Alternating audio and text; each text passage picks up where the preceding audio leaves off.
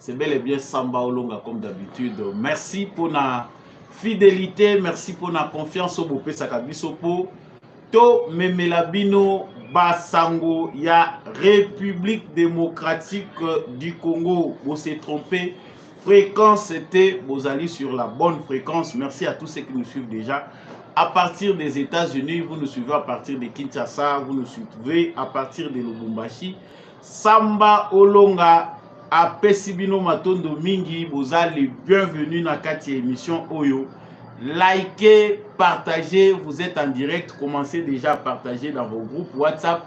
Partagez les lives s'il vous plaît, manifestez-vous. Boza Kolanda, Ndeko Samba Olonga, depuis Wapi na République démocratique du Congo, Oza Wazalendo, Topé Fardese na Motema, depuis Wapi, à travers le monde. La justice de Dieu n'épargne personne. Ceux qui ont la Kamabe, okanisi ke mukileza komona yote, topo kosala ngona nko, okanisi ke yo zali tout puissant, liboso na yo moto azali te, yeba yango que justice ya Nzambe ezalaka.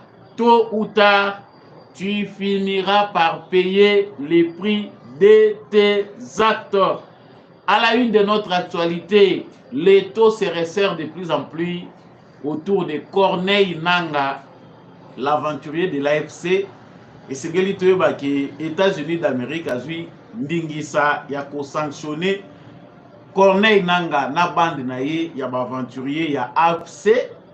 En dehors ya wana ba dirigeant pays oyo bazali ko kamba M23 bazali sous effet ya projecteur bango pe bazali sanctionner lokola Bertrand Bisimwa ba kambi pe ya Turaneo milice moko tuti massacre pe bato na Sud Kivu bazali allié na M23 bango pe bazali sous sanction ya États-Unis d'Amérique tokolobelango sika awa. Mais qu'est-ce qui fait que États-Unis d'Amérique a sanctionné lobby lelo Union européenne pe abimisi liste na ye ya ba sanction 32 personnes bazali sanctionnées par les conseils européens bango pe ba emboîter les pas dans les États-Unis d'Amérique pour azali ko sanctionner. Pourquoi ces sanctions?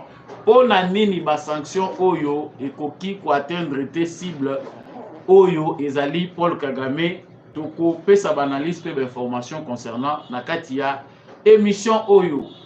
Procès oyo ya Corneille Nangaa et consort ezali procès moko ezali ko kende malembe pona ko se transformer na apologie ya AFC ya Nangaa topé pona ko dédouaner Kagame aux yeux de l'opinion nationale et internationale. Heureusement na moment tozali koloba procès ezali délocalisé makambo ngai na bino toyokaki na procès wana ezali penda kotalisa que ba présumé oyo bazali kosamba là-bas bazongisi mate bazali penda ko profiter na tribune oyo bapesi bango pona kosala apologie ya aventure na bango topé ko dédouaner Paul Kagame. Est-ce que cour militaire ya RDC, est-ce que justice militaire na biso basalaki malamu ya kotia procès oyo ezala public? Tozali koyoka na ba dernière nouvelle que ba délocaliser esika oyo procès ezali ko se dérouler ezali sikoyo na Gombe na avenue Lubero nde pa wapi ba memi procès apparemment ekozala à huis clos.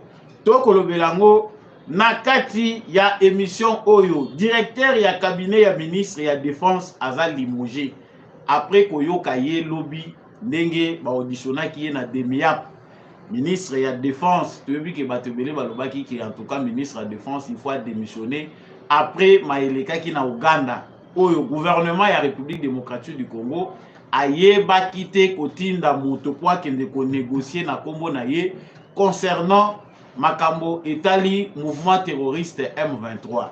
Na moment où tozali koloba monsieur Jean Bosco Bahala bayambaki ye kaka na kokita na ye na aéroport batie ye kraka aza ko se retrouver wapi na demiap tokolobelango na kati émission oyo. La Pologne, parce que tozali kolobela actualité oyo faut toyeba ke Pologne oyo a annoncé que bazali derrière Rwanda et que moto nyonso oyo azali koluka kobundisa Rwanda ayeba que Pologne akozala na sima ya Rwanda comme allié pour na défendre. La même Pologne a envoyé une délégation à Tshisekedi. Tal ici que bango bazali pe sima ya souveraineté ya RDC. Souveraineté ya RDC ezali négociable te, bango pe bazali ko soutenir yango. Est-ce que ezali aveu à échec que ba reconnaître que ba kometaki erreur ya kokende na sima ya Rwanda to pe ezali kaka soni pona ko sauver ba apparence to kolobela ngo na kati na émission oyo est-ce que Félix Tshisekedi esengeli asala keba na Pologne po tomonaki na Rwanda ezalaki président polonais ye moko nde akendaki kuna. Mais na RDC tomoni atindi secrétaire d'état na ye aye atindaki délégation eyaki liboso. Est-ce que ye moko akoya to pe ezali nango kaka façon ya ko couvrir? Vous êtes en direct de GCAM Télévision. Je vous partage ces informations à partir de Kinshasa. Partagez les lives au quotidien direct Oyo. Partagez massivement, partagez na baninga na ba groupe nyonso. Merci à tous ceux qui nous suivent. Ba de pères et de mères nyonso boza ko se manifester. Salutations na bino nyonso Oyo bozali kolanda biso en direct. Dites-nous yoza kolanda ba information depuis wapi na République démocratique du Congo, depuis wapi à travers le monde. Abonnez-vous, likez, partagez s'il vous plaît, partagez les lives, surtout kobosa na ko liker te. Nazongi na basango parce que yango nde eza mutu ya ndenge ka bomoni na titre. Les taux se resserrent de plus en plus autour de Corneille Nangaa. Mais est-ce que ça est suffisant pour que Bisoto se contente nango? Lobby tozui sango. Sango biso tozui ezali que Corneille Nangaa azui ba sanction kouta na États-Unis. États-Unis bazui liste moko ya ba sanction contre ba dirigeant ya AFC ya Nangaa, yemoko Corneille Nangaa, Bertrand Bisimwa ainsi que d'autres membres oyo bazali tout autour ya aventure na bango. En dehors ya ba sanction contre Nangaa oyo bazali na aventure ya Kagame na M23, tomoni ba sanctionner pe lisusu ba Twirwaneho. Ba Twirwaneho ezali pe mouvement moko terroriste toko bengango, ezali mingi constitué na ba ressortissants rwandais, des gens qui se disent congolais mais qui ont la tendance ya ko défendre politique ya Kagame topé ya Rwanda. Ils ont pris les armes sous prétexte que bazali ko se défendre na Sud Kivu et pas wapi bazali basalier na Corneille Nangaa avec les mêmes intentions au Corneille Nangaa zanango. Les départements, les sous-secrétariats du département d'État américain, batali ici qui va sanctionner à Bango, et ali motivé. Suite, il y a ba crise, suite, il y a ba crime. Oyo Corneille Nangaa, na ba groupe na bazali ko commettre à l'est de la République démocratique du Congo. On devait d'abord s'arrêter là parce que likamboyo biso tolobaka kolobana biso et comment lokola biloba loba. Des fois to prêchaka pe na bato bazali ba ennemi ya Congo ba comprendre comment na clair tozalaka ba éclairer. Nous avons dit depuis longtemps à nos frères qui ont tendance de vouloir rejoindre Corneille Nangaa qu'ils se sont trompés d'époque. Tshisekedi oyo bango baza ko considérer comme faible. Il a ses faiblesses, c'est vrai. Politique ndenga za ko salela ngo eza ndenge batu nyonso baza ko s'attendre na moto. Mais pensez que na moment oyo tozali ezali moment oyo opportun oyo bokokota na réseau ya Kabila bokende ko alimenter ba mouvement terroriste to rebelle avec l'intention de revenir au pouvoir. Ezali mauvais calcul. Batu balongwe awa na Kinshasa baki ko rejoindre Corneille Nangaa à l'est de la RDC. Balobi toza na kati ya mouvement oyo tokozwa reconnaissance internationale. Kagame va nous alimenter. Au moment où nous sommes en train de parler, ba américain oyo bayebi batenana ba boutissant ya affaire ya désordre eza koleka l'est ya Congo. Bazwi nanu po tokokoma na likambo ya Kagame sima. Baponi nanu Corneille Nangaa. Alobité, tout banana na Corneille Nangaa, tous Bertrand Bisimwa, parce que Corneille Nangaa n'est pas le seul oyo bango ba ciblé, bazui Corneille Nangaa, bazui Bertrand Bisimwa et les autres. Ça c'est pour les Américains. Balobi toujours tcha bango sous sanction. Que veut dire ces sanctions là? Ba sanction wana elingi koloba que Corneille Nangaa n'a plus la possibilité de voyager. Pour ndenge ba américain batie na liste ba sanction na bango wana, ça veut dire que soko ozalaka na ba bien na yo libanda ya mboka, ozana ba relation to pe ba faire oyo traitaka nango na ba américain yeba yango ke ba bloquer yango. Ba pekisi ba citoyen ya mboka na bango. Et c'est pas pour la première fois que Corneille Nangaa a sanctionné. Il a même réagi pour dire que en tout cas azali ko considérer comme injustice. Ba États-Unis d'Amérique ezali mboka munene bango batieli espoir. Il ne pouvait pas se comporter de cette façon. Les taux se resserrent. Mais pourquoi les Américains qui mentionnent très bien, combien on a kati ya rapport na bango, Américains baza ko mentionner na kati ya rapport na bango que c'est les Rwandais qui soutiennent les M23. Liboso banda ko koloba ngote, délivrance, il y a diplomatie à Tshisekedi et salut que les Américains aujourd'hui disent clairement haut et fort que c'est le Rwanda qui est derrière le mouvement M23. Nakati a communiqué na bango pour présenter ba sanctions bango bazu contre Bananga. Ils ont cité le Rwanda comme fournisseur, instigateur du mouvement M23. Mais pourquoi les Américains nous prennent comme de petits enfants? Na ota ko yebisa ndeko moko weza que yo zo ko luka iloko mususu me ndenge kaka mwana zalaka zolela. Mwana zolela loko mususu bazu bonbon ba pesier.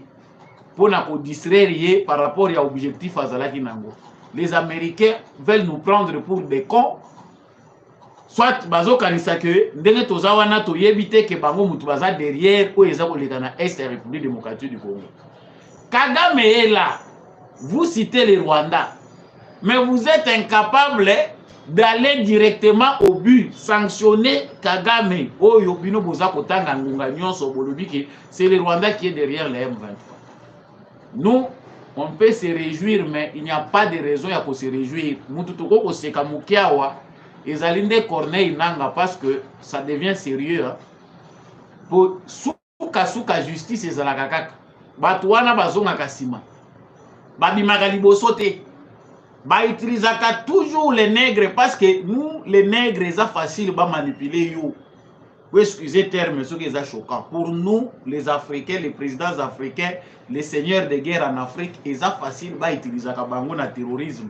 Mais lorsque le dossier devient que le dossier est à droit, justice et ça là, il se retire, abandonner Yomoko. Kagame Monika a commis na souka, il doit utiliser d'autres Congolais pour blanchir sa démarche. C'est pas moi, c'est les Congolais qui s'entretuent. On vient ici, on achète des Congolais. Des Congolais qui ne meurent pas de faim. Les Congolais bazo les lanzalati. Les Congolais le Nanga, na moi si naye, je ne sais pas si Nanga et pas naye balala kanzala. Tu éviter ceux qui Nanga et pas naye lo ni na zangaki. Mais Nanga se retrouve en brousse. Et coïncider peut bien. Tu peux sa merci, félicitations au gouvernement parce que cette initiative il fallait que ça le bandakala. L'initiative idée nango ezali que awa justice congolaise ezali pe ko sceller sort ya Corneille Nangaa. La justice congolaise aza pe ko bloquer Otoyo Constant Mutamba sous impulsion à Félix Tshisekedi a eu décision que il faut biso peto kanana no ba porte. Soki boza ko kende bokanisi que ndenge tozo kende wana tokei tokozonga lisusu te. Tokozonga lisusu poto ya kozwa ba poste, sachez que désormais obimi tokangi porte. C'est-à-dire kokanga porte là qui que on va juger et condamner Corneille Nangaa ici au Congo. Ndenge ka baza ko poursuivre ye na États-Unis ba gelé ba bien na ye. Balobi ke bango ba sanction bazui yango ezali punition te mais ezali pour ba obtenir changement ya comportement. Nous de notre côté tant que condamner ye à mort. Ezali ko la to bois ki na lifelo. Sort na bango et kozalanine parce que devant le monde entier on sait que la RDC a condamné ses fils récalcitrants oyo bakei ko s'associer na banani parce que moi j'ai des doutes ya koyeba que papa et Corneille Nangaa ya solo azali na kati ya mboka Congo tant tozo ko lobao ba frère na ba sœur ya Corneille Nangaa. Malheureusement, l'ancien gouverneur y est assez prononcé qui a dit que, en tout cas, Corneille Nangaa, il est adulte. Démarche naïe, ils allaient concerner Yemoko. Mais papa et Nangaa a envie. Ni toyoka kosu kosu. Appelle oyoyo, papa, oya boti mwana na ye. Mwana wana yebi c'est mon sang. Ce qui a solo za mwana nanga na zamba place aux allées. Papa pe chef coutumier. Il ne dit même pas un mot avant d'y naïe. Félix on considère que moi mais les choses deviennent très dures. La vengeance c'est un plat qui se mange froid. Félix Tshisekedi paraît un peu bête, le terme est choquant politiquement, mais on voit qu'à travers le temps, démarche diplomatique et fout à rappeler dans Dengenango. L'essor est scellé au sommet. On ne parlera plus Nanga, Nandenga Kolimwa, parce que Bango Bazandengwana, ce sont eux qui ont sacrifié Kunda Batouar, les Laurent Kunda et les autres, qui se retrouvaient, Babungi Bazako Yebesika Bazati. Ils ont été toujours utilisés par les mêmes personnes. Ce que Nanga ne sait pas, c'est que Bato Union Sobango Basale là depuis Afdel, ils finissent par les sacrifier. Sacrifier à Bango. Bazan Esika Bagomimayote. L'Union européenne peut à rejoindre, mais politique, il y a 2 poids 2 mesures.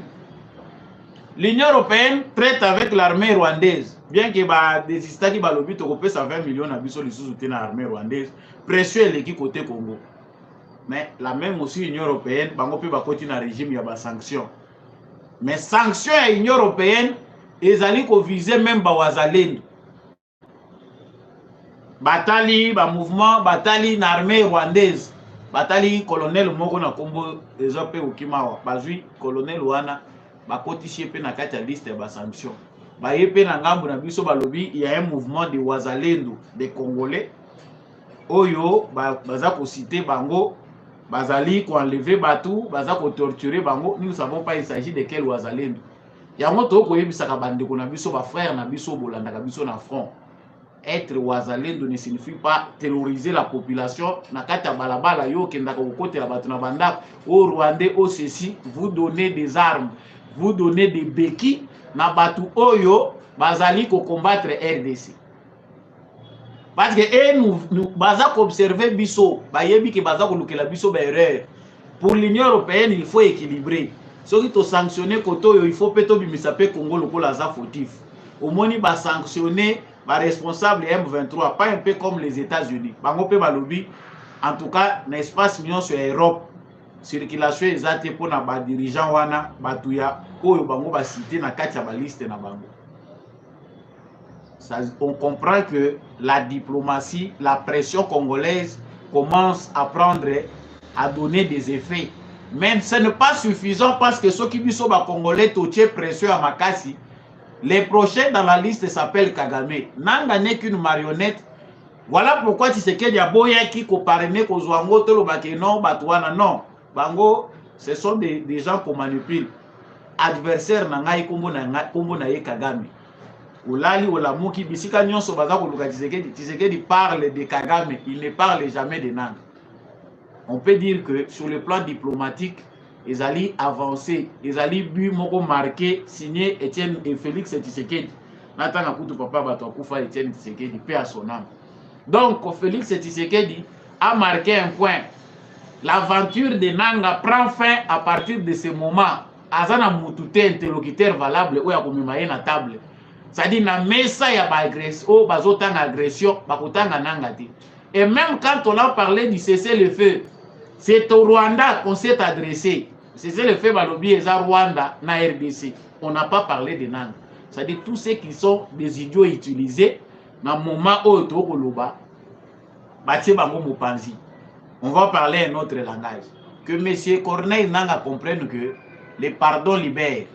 Ils ont théâtre tout koloba. Ils ont Congolais moussous na moment où koloba. Certains kabylistes, parce qu'ils ne se retrouvent pas politiquement, qui étaient prêts à rejoindre Nanga. Faites bien votre calcul. Si vous êtes déjà en Europe, faites bien votre calcul. Filez à tout le Kotobokate. Filez Oyo et Tobokaki na dialogue inter-congolais. Où nous avons eu les politiciens au Bazoko Nyoko la Biso Lelo. certains belligérants oyo bakabola ki Congo yo katikati bazo ko piller bazo ko bomanzela moko na ba Rwandais bazo chance na dialogue ya Sun City accord global et inclusif ezwa ba belligérants nyonso bakotisa bango awa au nom de la paix. Allez là-bas, le peuple lui-même saura vous sanctionner à travers de vraies élections. C'était une barrière. Il y a libéla que désormais, Congolais, mon côté, à Okendelusu, Kosimba, ba arme, Poya, Kozonga. Mais Kabila a encore ouvert une brèche. Oyo Azui CNDP. Et là, on a Bango, na Rwandais, avec ses frères rwandais, en limite, signé na Bango, Bakor, na 2009, les sous. En 2013, Babongwani Bakomi M23, Kabila a signé les sous. Qui sont les politiciens qui sont en train de nous manipuler? C'est parce que le peuple congolais a une mémoire courte. Ceux qui Congolais ont une mémoire ya solo. Je refuse ici na memangam. Mais tout le monde dit que parti politique et belé allaient créer sur base des mouvements rebelles. Les gens comme Etienne Tshisekedi pensaient que les Congolais seront matures pour sanctionner ces gens. Bah RCD, vous voyez que parti RCD ils ont un mouvement rebelle. MLC, ils ont un mouvement rebelle. On ne peut pas s'arrêter là. Liste des Amoulaï, lisez l'histoire, vous allez comprendre de quoi il s'agit.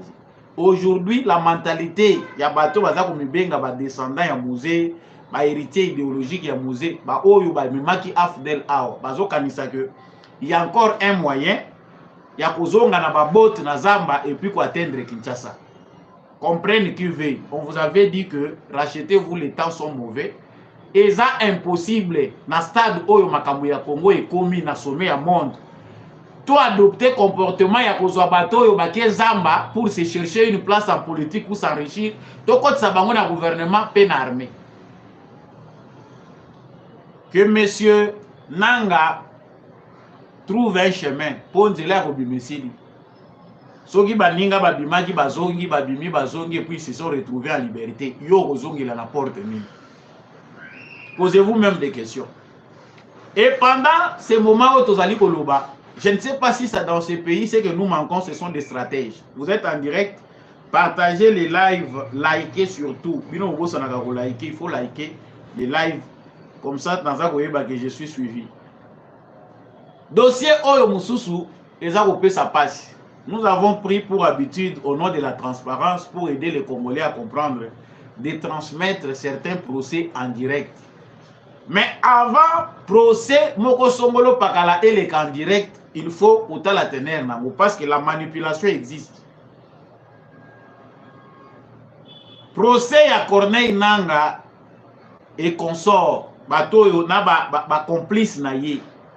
Ezali procès Moko malamu po été à ba Congolais nyonso yo balingi ko sala insurrection populaire, ba Congolo balingi ko kota Zamba.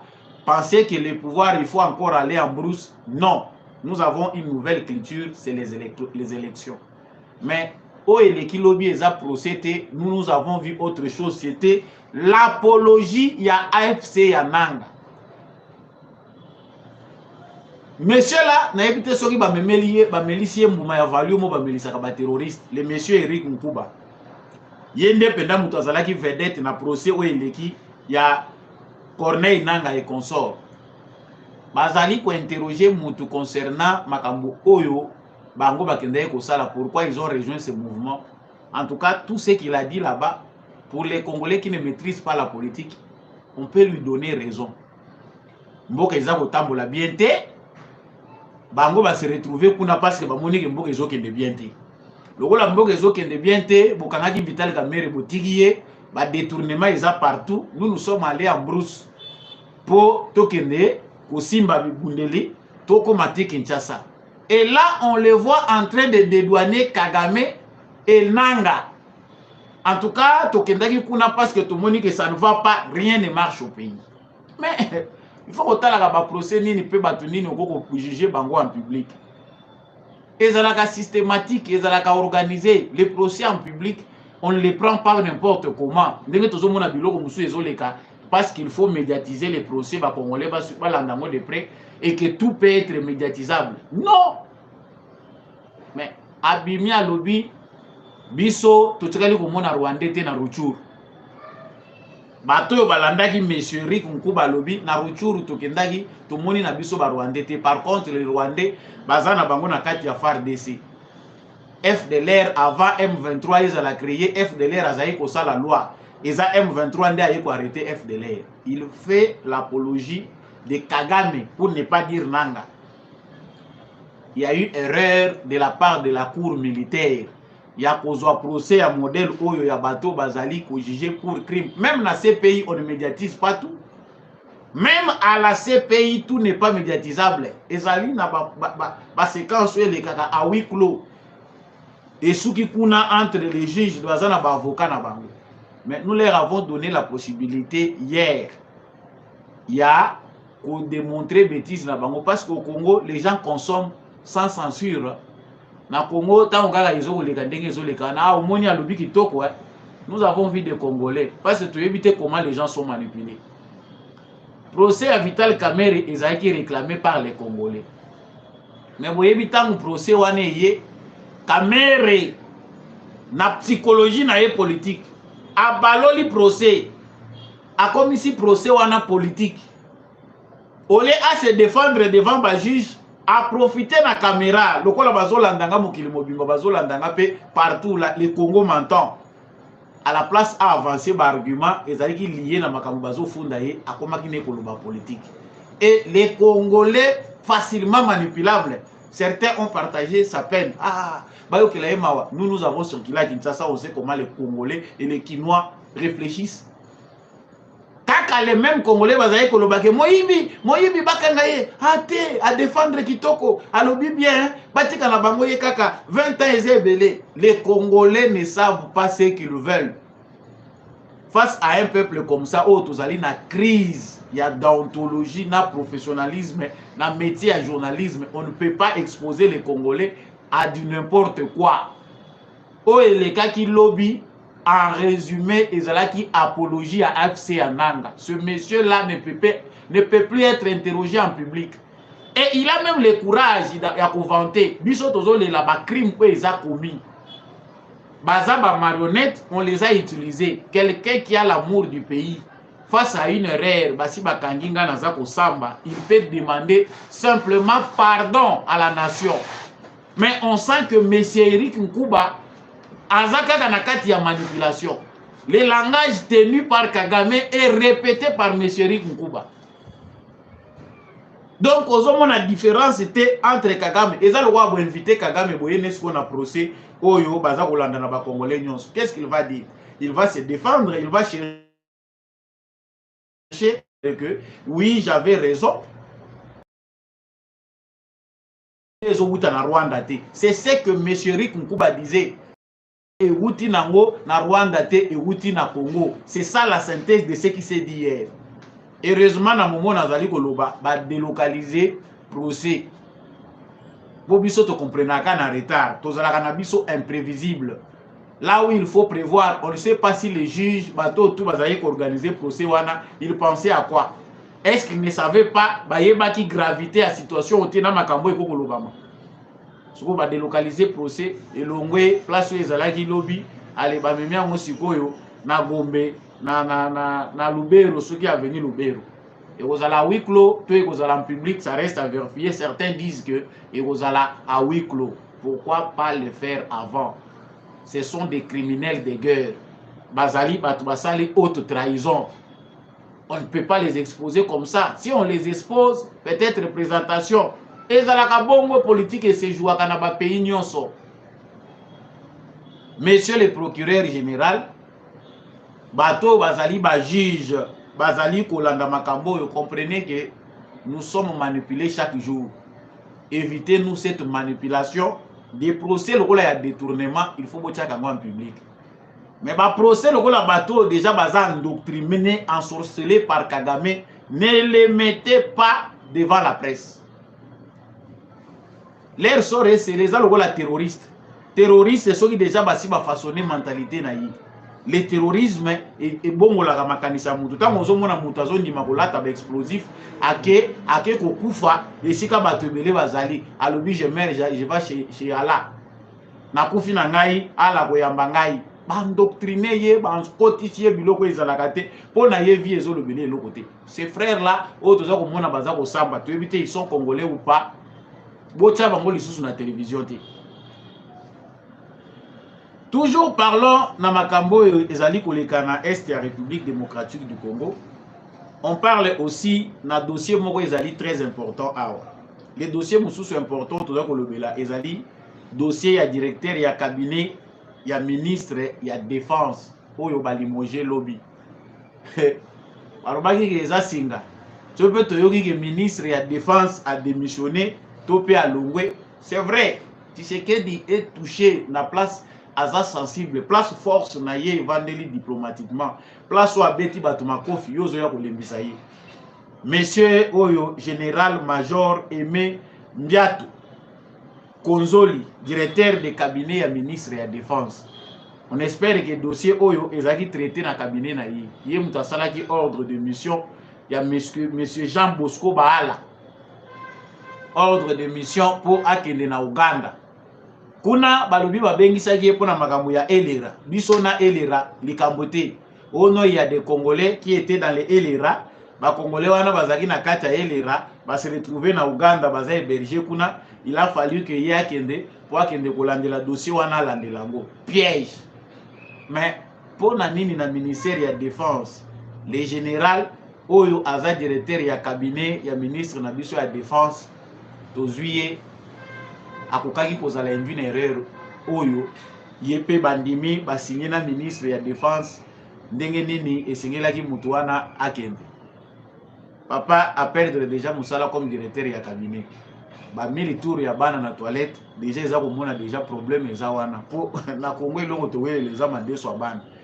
Certains ont du mal à réfléchir pays. Donc olobaki na mboka na biso, ce qui nous tue c'est parce qu'on n'a pas des gens sérieux.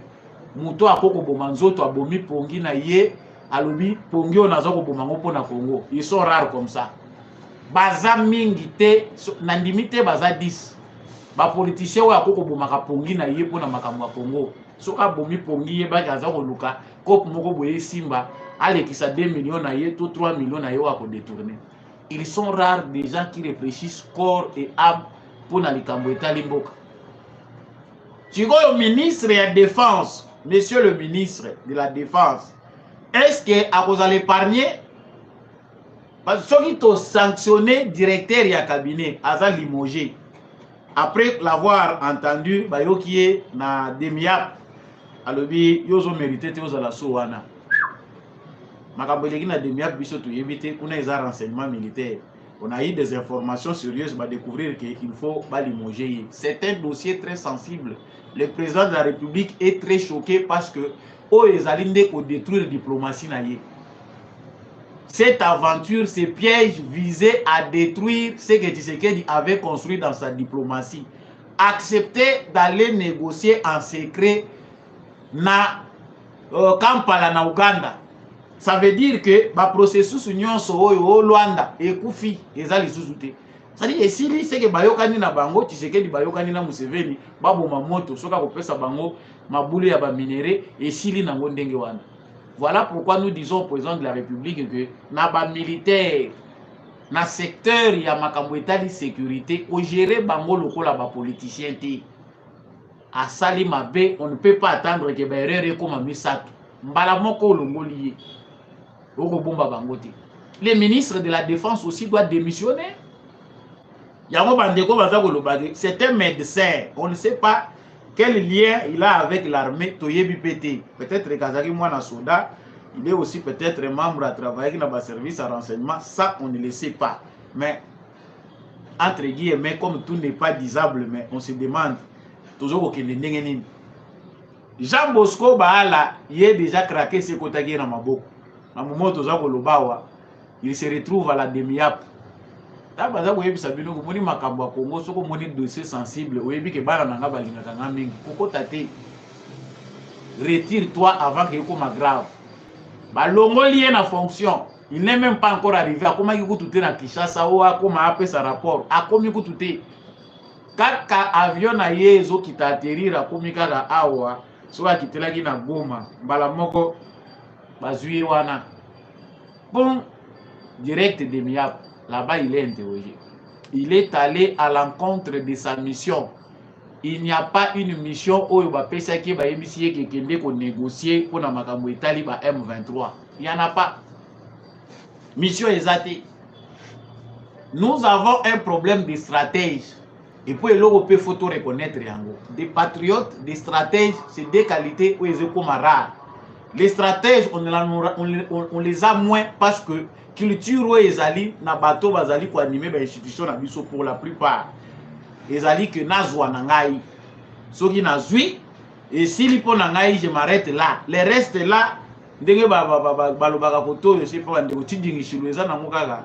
Ambelika kapona kolakisa bino ke nazo sala musala. Mais au fond, la majorité à Batumusu bazana ba institution ba yebakate comment faire pour aider le président de la République. Voilà pourquoi certains condamnent les chefs. Chef Azalaka Moko.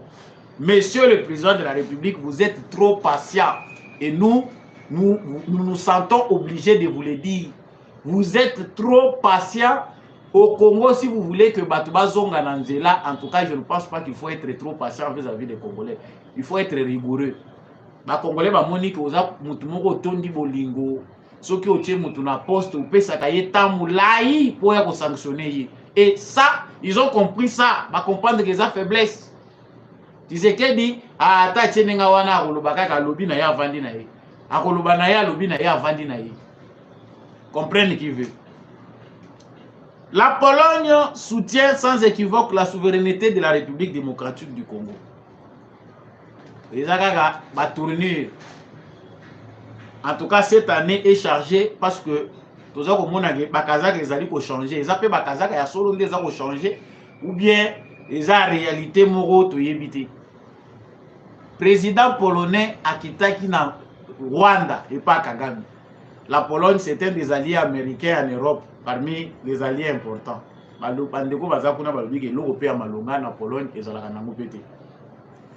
le président polonais, tout le monde qui a l'ongoué Pologne, Moussika, en Europe, aïe na Rwanda et pas Kagame.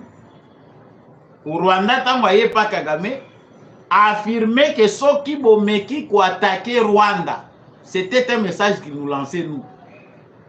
Ceux qui Rwanda les a menacés, en tout cas Pologne en tant qu'allié à Rwanda, à réagir. Bandeko na ngai guerre et ses qui dimension moko internationale. La Pologne, nous on voyait aussi les États-Unis. Parce que bazala qui informé que Ali Roach c'est que des autres na makambo. Ce qui te compliqué il y aura guerre en Afrique australe. Le Congo finira par attaquer directement le Rwanda. Parce qu'il c'est que des complications diplomatiques. Pologne après ma déclaration wana biso Congo to réagir pour dire que voilà, comme Pologne a dit na Rwanda, malgré l'agression dont nous sommes victimes, to prendre acte, le président polonais revient à Tshisekedi. To kangaji awawa, batomoko, oyo, bazalaki ba, comment on les appelle, ceux qui ba mercenaires, ceux qui ba nani ba kangaji awa. Parmi batoyo, bazalaki na tentative ya kolinga pour renverser pouvoir. Bakangi Bango, le président polonais est intervenu pour demander à ce que va libérer les citoyens. Selon ce qu'on nous dit, vous allez que ça s'est fait moyennant les Bongo. Donc, s'il y a un citoyen de votre pays qui est condamné là-bas, vous pouvez payer sa rançon, ou soit c'est comme ça que les choses se sont passées. Mais Pologne aille vers Congo. Dans le langage du secrétaire d'État, il y a Pologne, Azali Kotalisa que Bazali Komona Congo comme une puissance importante en Afrique australe. Yango baye vers Congo, baye bi ke makambo belé za ya kosala, ils prennent en compte aussi les problèmes à l'est du Congo. Dossier où ezali koleka à l'est du Congo, Bazali kolandelango de près. Et le fait de suivre pour eux de près, il a dit que ils soutiennent la souveraineté de la République démocratique du Congo, l'intégrité territoriale. C'est-à-dire, la même Pologne, via son président au Rwanda, au Batali Saki que Bango Baza prêt pour na Rwanda, Bazui, position officiellement, Yakotali Saki, en tout cas, souveraineté à Congo est non négociable. Mais ce qui nous tue ici, est que on peut le dire à haute voix, au lobby ango. Est-ce que ça Salema, l'Union européenne, les États-Unis, aujourd'hui Pologne, au Rwanda, à Baloli Kazaka, tout le monde a dit l'Union européenne, Bazoya Malembe Malembe. C'est que nous les Congolais, nous comprenons pas ce que il faut une pression. Pression est la nature et il faut que les Congolais s'énervent. Ceux qui Congolais à Tomboki à Solo, ils vont nous considérer comme un pays, une grande nation. Jusque-là, ils vont comprendre que le Congo est un État et il faut tout respecter l'intégrité, la souveraineté. Nous, nous sommes considérés comme un pays à part. Sauf que Congo, États-Unis, Angleterre, France, Allemagne, tous ces pays-là, nous avons une souveraineté en otage. Quand on veut décider au Congo, nous décidons ensemble avec les Américains, les Anglais, les Français, les Belges, et j'en passe. Mais les Congolais pensent que pour se libérer, il n'y a que Tshisekedi qui va vous libérer. Nous nous trompons. Tokoti Kalaka vulnérable, Tshisekedi c'est un passager. Il a fait des temps sur cette terre comme nous tous. Mais Tokoti Kabana na biso ba wumbu parce que nous pensons que oh biso Sengelito sala patumusunde faut ba sala ngona place na biso. La Pologne a compris quelque chose comme ma pays monsieur comme vous comprendre. Si vous perdez le Congo, vous perdez tout. Parce que manger oh ezali ko bouleverser monde, ezali ko se jouer pe na Congo. Cartographie à géopolitique, il y a monde le long ndenge ezali ko tambola. Le Congo fait partie des pays stratégiques. Donc bisika au moni ba puissance bazali ko s'affronter au Congo aussi. Ils s'affrontent l'avenir du monde. Na makambo etali technologie, avenir du monde dans la matière où ezali stratégique, ça se joue au Congo. Mais nous les Congolais pendant ce temps-là, nous rêvons debout. Il y a des gens qui pensent que Tshisekedi kaka. Après passi, pour passi biso tozo vivre rango. Après passi, tozo ka Tshisekedi totie au centre, tolobi Tshisekedi ndé muto azako boma biso. J'ai une information urgente na ko développer ngo lobby. Information oyo na yebi ke kokota na ndako président de la République. C'est pas bon d'entendre ça parce que c'est dangereux. Que le président de la République tienne en compte malamu. Tu yebi que président de la République, aza le sous-président ya parti de PCT. Mais attention, ce qui est en train de se passer à l'UDPS, que le président n'attende pas que Ayoka va corrompre, voire même à Kinshasa, pour ébeler Bazali Banda. Mais Bamoussou Bazana Kati déjà, à Kinshasa, dans le moment où ce qui président Félix Tshisekedi Ayoki qui n'a parti na l'UDPS. Un grand nombre de membres et cadres du parti va rejoindre M23, ça ne sera pas la paix pour lui. Il y a besoin de ça pour l'Oba. Pour l'Obi, pour les pour Moutounion Soyoka. L'UDPS, les alliés sous Basuma, il y a pouvoir, il y a Tshisekedi. Même temps où Congolais à l'Embaka Tshisekedi. UDPS, il y a la Moussaka, le sous-peuple congolais, pour te garder espoir, pour comprendre que Tshisekedi a une vision salvatrice pour ce pays. Mais on a tendance à comprendre que les partis UDPS est pris en otage par des individus. C'est grave. Tant que c'est qu'il y a des gens qui ont tendance à le faire. Ceux qui les lobes à cadre à l'UDPS, frustrés, ils n'ont plus de place à l'UDPS parce que la famille biologique n'a pas individu mafieux, s'accaparer na parti au bâtonnion sur Babundeli, commission bien privé na bango. C'est le pays qui va en fumer. Et ça grave. Les informations, on a développé dans les détails, mes télévisions et Zangonga. J'y reviendrai encore dans l'émission de demain. J'entends beaucoup de précisions. Dans la fédération extérieure, il y a eu de PES. Fait à l'intérieur, il y a des gens qui sont contactés par les Rwandais. Pour passer la Kouana. Il y a une information. Il y a une Koloba.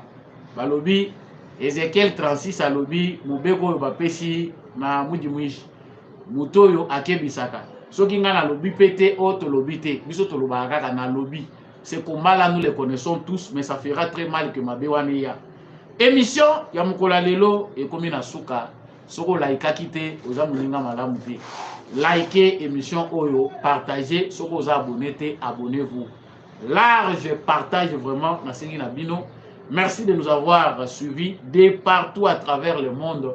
Samba Olonga de père et de mère comme d'habitude. N'a pas changé, je reste congolais à vie. Merci à l'équipe technique et à Mbi à chaque coup. Et accompagné qui n'a pas été émission comme on habite comme d'habitude. Je remercie l'apôtre Gérard Kabeyachovo. Merci à l'homme de la vérité des urnes, Jean-Louis Timbalanga. Merci à papa Michel Lumakaso. Papa Maurice Kikangala. Merci à lui, merci à papa Freddy Ngwama, papa Boniface Mpunga, maman Bilonda, maman Lisette Mumbendou. Merci à tous ceux-là qui suivent vraiment l'émission des beaux Congolais. Je vous demande de continuer toujours à nous soutenir. Wazalendo na motema, FARDC na motema, tukutani prochainement na émission Moussos.